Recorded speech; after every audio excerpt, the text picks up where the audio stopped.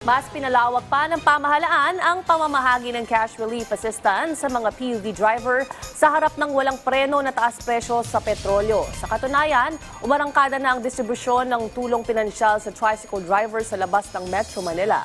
Yan ang report ni J.M. Thompson. Tuloy-tuloy ang pamamahagi ng 5,000 cash assistance sa May Kawayan, Bulacan Sports Complex para sa mga tricycle drivers. Nauna nang nakakuha ang first batch ng mga driver. Hindi pa rin tumitigil ang DSWD, katuwang ang local government unit para sa pamamahagi ng ayuda. Si Edgardo Gata Jr. may 3 anak at nangungupahan. Pasasalamat niya na mayroon siyang makukuhang ayudang malaking tulong daw ito. Paglinta ng bahay, tapos pambili ng bigas, mga panggasolina kan din, pangdagdag. Sinimula ng cash relief assistance sa iba't ibang rehiyon para sa mga tricycle drivers na bahagi ng cash assistance to individuals in crisis situation o AICS ng Department of Social Welfare and Development o DSWD. Makatatanggap ng ayuda ang mahigit sa 300,000 beripikadong tricycle driver mula sa iba't ibang rehiyon alinsunod sa ibinabang listahan ng lokal na pamahalaan. Ang senior citizen na si Mario Castrens gustong makasiguro na maaga siyang makapila at makakuha ng ayuda kaya pasado alas 5 pa lang ay nandito na siya sa sports complex. Pagkatapos kong makuha yung yung subsidy, bala kong mamasada uli. Meron na akong panggas. Si Jeffrey Arado naman, hindi nakakuha ng ayudang dahil may problema sa verification process. May paglalaanan na sana ang kanyang makukuhang 5,000 pisong tulong pinansyal. Bayarin na kuryente, tubig, gasolina. Wala, hindi makuha, reschedule pa raw.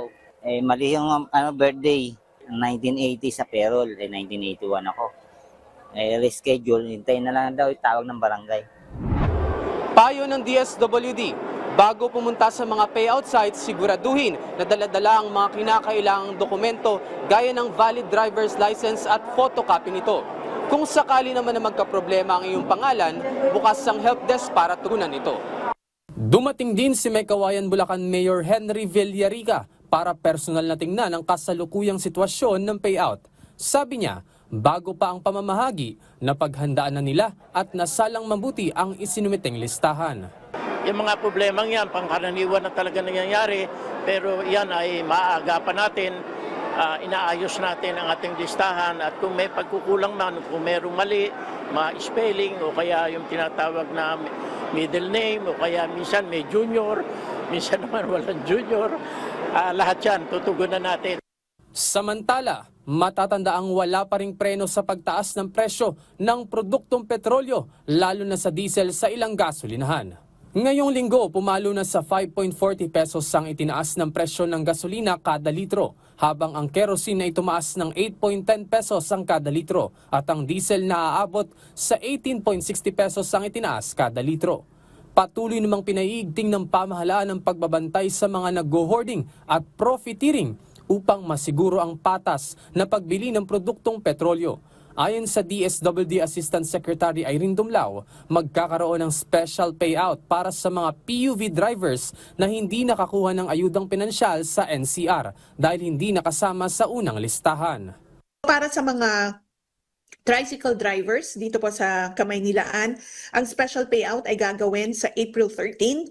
Para naman sa mga jeepney drivers, ang special payout po nila ay April 14.